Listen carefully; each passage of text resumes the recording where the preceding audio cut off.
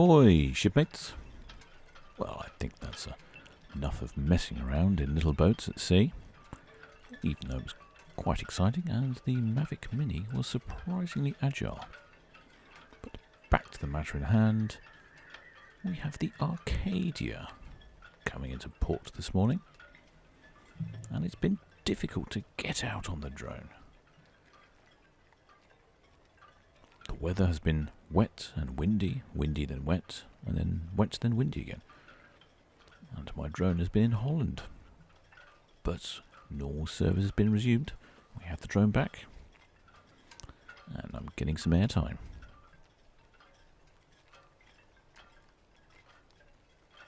I believe this is the first time I've seen the Arcadia come into port.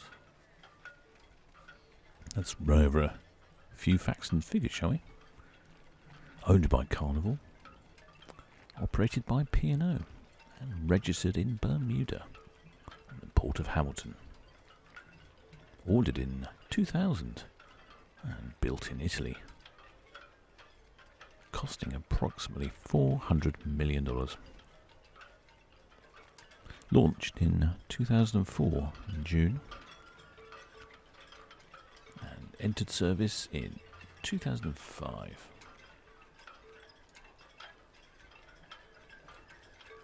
Is 84,000 gross tons, a length of 289 metres. Propulsion is by 6 diesel engines. A top speed of 22 knots, 41 kilometres an hour, or 25 miles per hour. As you can see, she had been having a little sunny stay down in Bournemouth, probably enjoying those crowded beaches from a distance. I noticed in the papers at the weekend they had lots of signs up saying, "Go home." Well, that's certainly one way to welcome your tourists, isn't it? Although knowing the British people, that'll just encourage some people to attend. Anyway, back to the ship. Capacity for 1,952 passengers, or 2,388 as a maximum, and a crew of 976. It was a little windy this morning, but considering what the weather's been like, very decent indeed.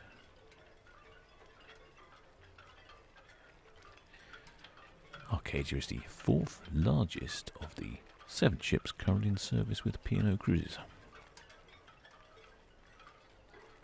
And she was named by Dame Kelly Holmes.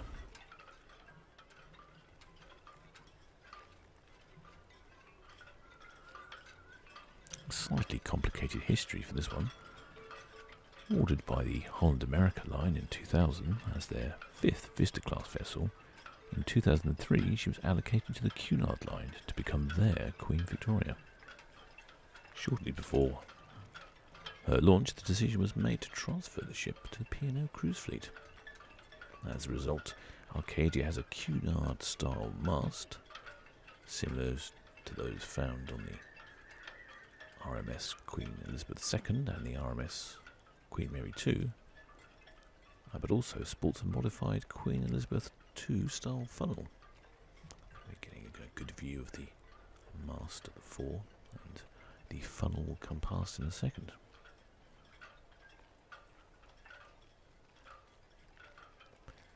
Along with Aurora, the Arcadia is an adult-only ship.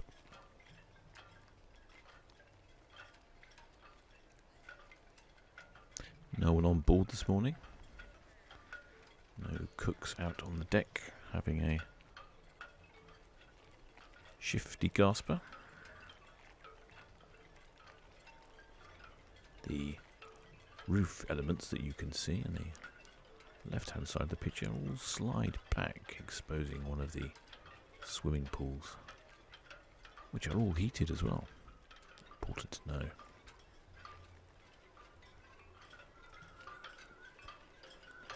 The Arcadia uses an azipod system for propulsion, which means that she's very manoeuvrable, as the propellers can move through a large range of direction. In fact, 360 degrees, so that's all the way around. It's also an electric drive system, which enables smoother distribution of torque to the motors, which I believe is an advantage in manoeuvring situations. Now, there's that funnel we were talking about earlier. Now, I was trying to take some pictures, but I entirely misused my drone. First time operating this drone. Like a normal camera, or a digital camera, it has a half shutter button function. You half press the shutter and it will focus. I didn't realise, as my previous drone didn't do that, so all I did was focus the camera a few times. But next time, no fear, proper pictures coming your way.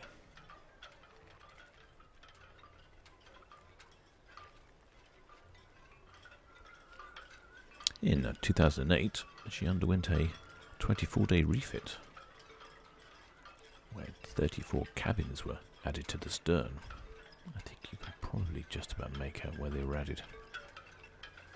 They've moved away from the more elegant sloping rears, and now they've gone for more vertical upright rears.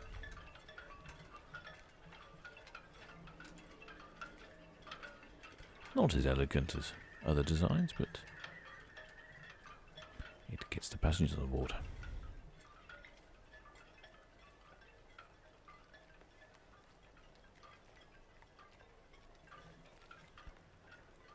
No word on when Arcadia will be re-entering service.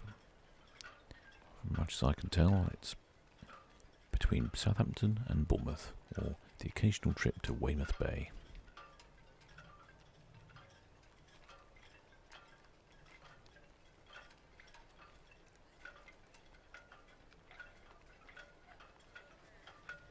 There's a few other ships in port this morning.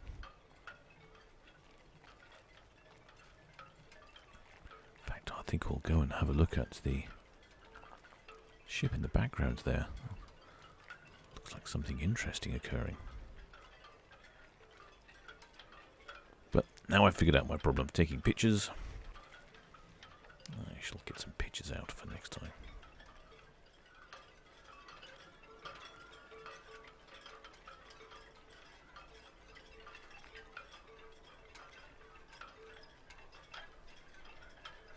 She heads down to the swinging ground, turn round and port side to the 106 berth. Well, I'm guessing she'll be stocking up on food. I wonder if the ship's bar is open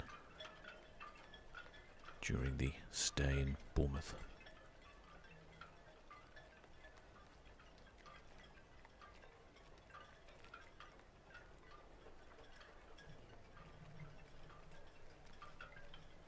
Let's have a quick little look before we go at this other ship that's in port. Occasionally you see them here in the port of Southampton, and that is a ship carrying another ship. Two for the price of one.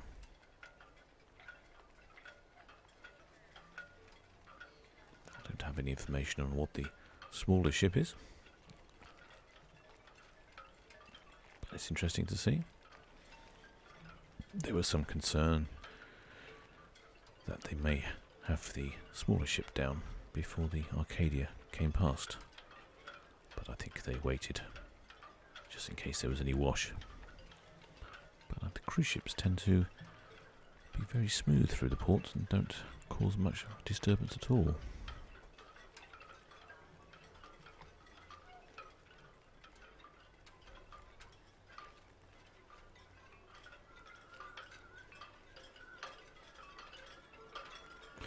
Well, until next time, shipmates.